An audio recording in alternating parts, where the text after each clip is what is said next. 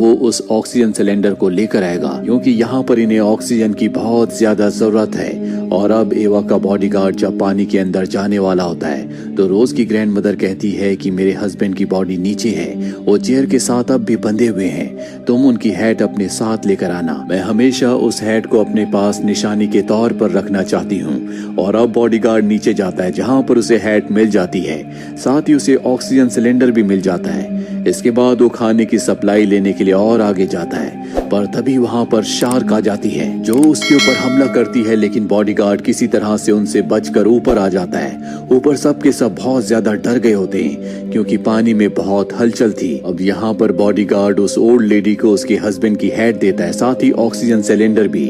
पर इससे पहले कि वो पानी से बाहर आता, शार्क उसे पानी के अंदर खींच लेती है, जिससे सब के सब डर जाते हैं। दरअसल ये सब के सब इस वक्त एयर पॉकेट के अंदर है जहाँ पर पानी नहीं भरा, और अब सब के सब और पीछे चले जाते हैं जहाँ पर पानी कम है। सबको समझ में आ चुका है कि पानी के अंदर शार्क्स हैं। अब यहाँ पर एवा की फ्रेंड कायल के हाथ में बहुत दर्द हो रहा होता है क्योंकि उसके हाथ की हड्डी टूट चुकी है।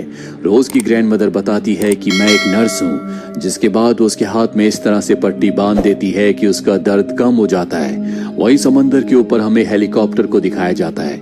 दरअसल ये एवा के लिए आया है क्योंकि उसके पिता एक बहुत बड़े पॉलिटिशियन है और वो यहाँ पर एवा को और बाकी पैसेंजर्स को ढूंढ रहे हैं, पर इन्हें वहाँ कुछ नहीं दिखता क्योंकि पूरा का पूरा प्लेन पानी के अंदर है। वहीं प्लेन में दिखाया जाता है कि अब बहुत ज्यादा हलचल होना शुरू हो गई है क्योंकि प्लेन के निचले हिस्से में होल के अंदर से शार्क्स अंदर आ चुकी है, जहाँ पर बहुत सारे लोगों की बॉडीज है और वो उन्हें अपना खाना बना रही है। और बहुत सारी शार्क्स बाहर भी होती है जो प्लेन को नीचे गिराने की कोशिश कर रही है। और साथ ही अब पानी धीरे धीरे ऊपर की तरफ आ रहा है, जिसका मतलब ये है कि जल्द से जल्द इन सब को यहाँ से निकलना होगा, नहीं तो सब के सब पानी में डूबकर मारे जाएंगे। और अब पानी ऊपर से भी लीक होना शुरू हो जाता है, जिस वजह से प्लेन में बहुत ज्यादा हलचल बढ़ जाती है और प्लेन खिसकना शुरू हो जाता है। सब के सब कुछ न कुछ पकड़ लेते हैं और प्लेन खिसकता हुआ चट्टान के एज पर आ जाता है। उसका आगे का हिस्सा अब भी चट्टान से बाहर है और अगर वो चट्टान से गिरा तो समंदर की इतनी गहराई में चला जाएगा कि इनमें से कोई नहीं बचेगा।